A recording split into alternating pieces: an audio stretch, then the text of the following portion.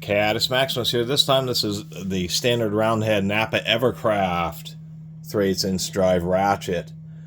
This, I believe, is from the 90s because we can see it's made in Taiwan, but it has the ROC, the Republic of China, and Taiwan stopped doing that quite a while ago. Gave me a chance to revisit these EverCraft ratchets. I found a long handle flex head that had actually been blown out. And we'll take a look inside. It actually is a twin pawl ratchet, but with many rocking pawl style ratchets, it's the hinge pin itself that fails, and so at least it gave me a chance to revisit a properly working one in this video, and the fact that they do hold up. I mean, it was a basic, it wasn't the Carlisle or anything, but you can certainly hear the distinctive sound. Just two different tones. Quickest way to determine that there's twin pawls and a roundhead ratchet. There are other designs too, of course, such as the New Britain, which is a single pawl design. Really easy to flip, but when there's two pawls, the little detent is just a little bit more sharp, which is nice for the reverse lever, and of course this thing works just fine. We do have a finger spinner on top, mentioned other times. The nice thing about having a finger, even though it can make the ratchet a little bit thicker, is roundhead ratchets many times can suffer from an issue known as self-reversing. What that means is when you're ratcheting, what can happen is you go back in the direction of tension. What can happen is as you move the handle, it can kind of get stuck bind via friction against the reverse knob, and it just lifts the pawl enough to where it ends up happening is the ratchet reverses itself and ended up freewheeling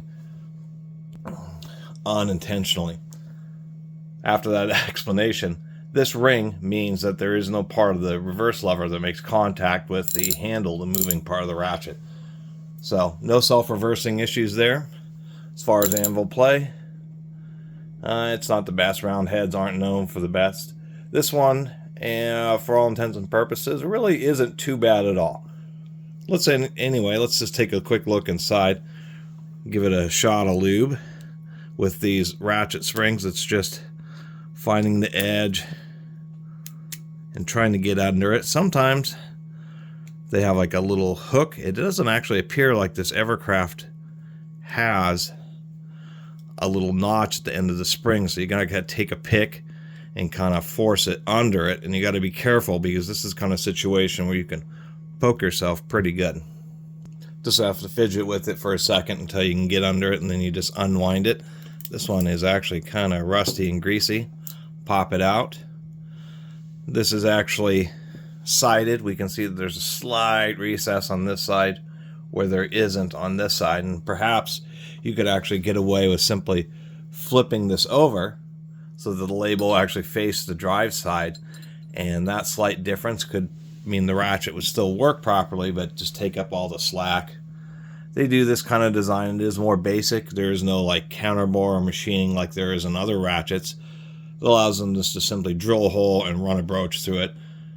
Easy peasy, and a little machine work there. Seems like a pretty coarse tooth, but not that coarse. That's looking like it's in the 40 tooth range or something. And what's hard to determine about twin pawl ratchets, so this is the design that SK had pioneered and patented and popularized, although in many of them it's just a single swing pawl. We do have triple teeth, but what they've done on more modern ratchets is they've done this, where they have two sets of pawls just to increase the load handling capability.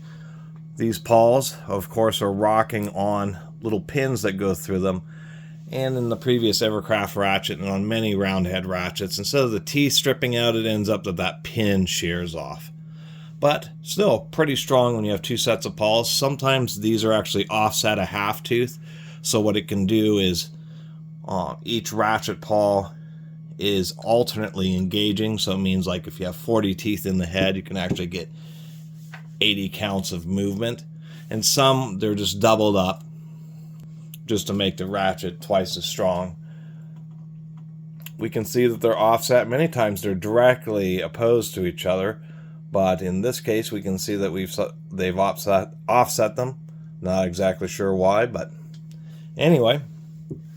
One last thing to make note of is it is an early, I think even later EverCrafts had part numbers, but this actually has no part number. It's just an EverCraft CRV. So kind of interesting.